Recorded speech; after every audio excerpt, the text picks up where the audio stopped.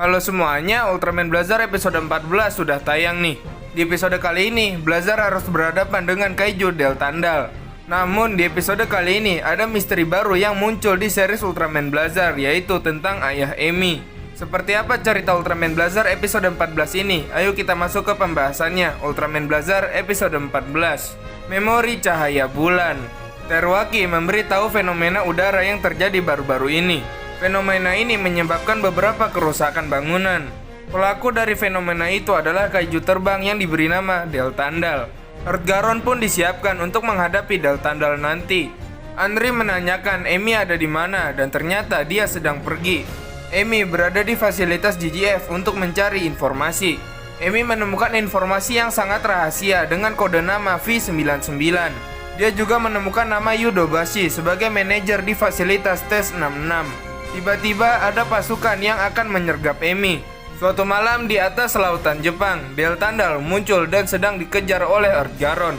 Deltandal terbang dengan kecepatan 9 Mach yang mana tidak bisa dikejar oleh Earthgaron. Gento dan Bando memutuskan menggunakan misil. Deltandal bermanuver dan menghindari misil itu. Sialnya, Deltandal berhasil kabur dan tidak terlacak oleh radar.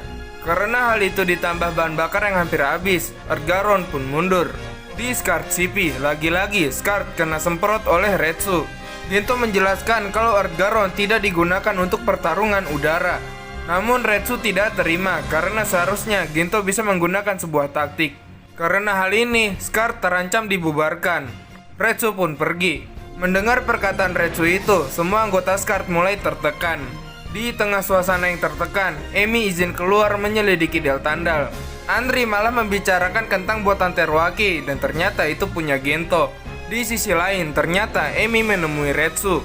Amy membicarakan tentang Yudobashi dan apa yang disembunyikan oleh GGF Jepang. Karena ternyata Dobashi adalah mantan direktur GGF Jepang. Retsu meminta Amy berhenti karena keberadaan Scarred bisa dalam bahaya. Amy merasa kalau Scarred hanya menjadi alat agar karir Retsu bisa naik. Amy pun pergi dan akan mencari informasi lebih dalam lagi. Sementara itu, anggota Scarred yang lain sedang membicarakan Deltandal. Seketika, Andri menemukan sesuatu. Setelah ditunjukkan, itu hanyalah awan cumulonimbus. Anehnya, awan itu selalu muncul di tempat Deltandal muncul juga. Di sini, mereka pun menyadari kalau awan cumulonimbus adalah sarang dari Deltandal. Deltandal selama ini keluar untuk mencari sarang yang baru ketika awan sarang sebelumnya menghilang. Di sebuah ruangan, Amy mengabari kalau dia akan menyelidiki Deltandal, namun dia minta izin untuk menyelidiki hal lain. Amy rupanya sedang memeriksa lebih dalam berkas V99. Saat sedang menyelidiki, dia menemukan nama Kapten Gento. Tidak hanya itu, Amy menemukan nama sang ayah di daftar orang hilang tahun 2020. Tiba-tiba ada seseorang yang datang mengajak Amy pergi. Di tempat lain, Earthgaron sedang mengangkat sampel kulit Deltandal yang ditemukan para pekerja. Dari kulit itu, Teruaki menemukan kalau Deltandal adalah makhluk asli bumi. Tiba-tiba, angkatan udara mendeteksi kedatangan Deltandal. Awan cumulonimbus yang paling dekat dari posisi Deltandal berada di kota Koka. Setelah terdeteksi oleh radar, benar saja Deltandal mengarah ke sana. Andri didampingi Teruaki akan menjadi pilot Earthgaron, sedangkan Gento dan Bando akan bergerak dengan Mop. Di sini, Bando keceplosan menyebut Mop sebagai Mopi. Nama Mopi pun akhirnya malah digunakan oleh Gento. Sedangkan Bando masih kaget karena keceplosan. Kembali ke Amy, dia rupanya dibawa ke sebuah gym. Dia dipertemukan dengan seseorang yang sudah tua dan dia adalah Yudobashi. Karena Dobashi agak banyak omong, Amy langsung to the point.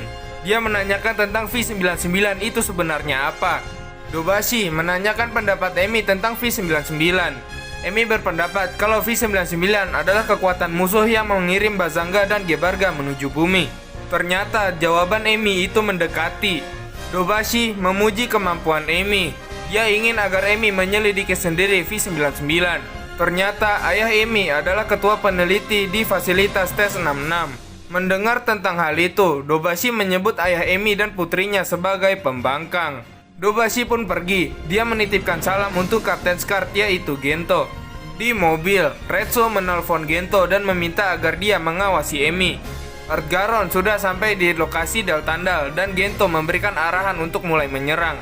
Earthgaron mulai melakukan tembakan. Namun, shockwave Del Tandal membuat auto aim bermasalah. Gento meminta Andri terus menembak sekalipun tidak tentu arah. Namun Andri sepertinya agak tersinggung. Earthgaron tetap menembak. Bando meminta agar tel VLS ditembakkan. Sampai singkatnya, Gento akan keluar memperbaiki antena. Tapi Blazar Breath malah muncul dan Gento pun henshin. Terjadilah pertempuran di langit antara Blazar dan Earthgaron melawan Del Tandal. Del Tandal yang cepat juga menyerang dan hal ini menyulitkan Blazar dan Earthgaron. Teruaki meminta agar Andri menembak tanpa harus membidik. Hal itu malah membuat Andri tambah tersinggung. Tapi untungnya misilnya kena. Blazar menyerang Del Tandal dengan Rainbow Corin dan kena. Tapi ternyata serangan itu tidak cukup mengalahkan Del Tandal. Blazar lanjut menggunakan senjata barunya, Tilsonite Sword. Sampai akhirnya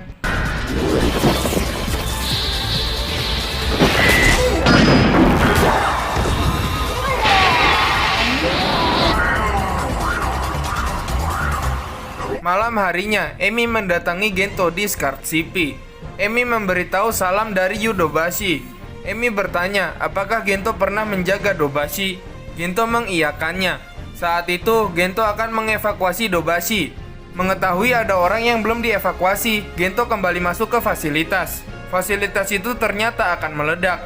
Pada peristiwa ledakan itu, beberapa peneliti hilang dan Gento menyesal tidak bisa menolong semuanya. Emi pun memberitahu kalau salah satu peneliti yang hilang adalah ayahnya. Sebagai intel, Emi meminta izin untuk menyelidiki lebih lanjut dan Gento memberikan izin. Keesokan harinya, Emi menyelinap ke sebuah fasilitas. Fasilitas itu dijaga oleh beberapa pasukan. Tiba-tiba Retsu datang memergoki Emi. Ternyata tempat itu adalah fasilitas tes 66. Emi terancam di penjara. Sambil marah bercampur sedih, Emi bertanya tentang ayahnya kepada Retsu karena dia yakin Retsu mengetahui sesuatu. Retsu dan ayah Emi ternyata adalah sahabat. Namun Retsu hanya menyuruh Emi untuk pergi. Emi berjanji akan mencari kebenarannya. Raut wajah Retsu terlihat agak sedih. Episode ini pun berakhir. Oke, jadi itu tadi adalah alur cerita Ultraman Blazar episode 14. Di core kedua ini, sepertinya ada misteri baru yang akan dibuka. Dan jangan lupa nantikan video pembahasan hal menarik lainnya ya. Terima kasih sudah menonton sampai di sini. Jangan lupa subscribe dan sampai jumpa di video selanjutnya.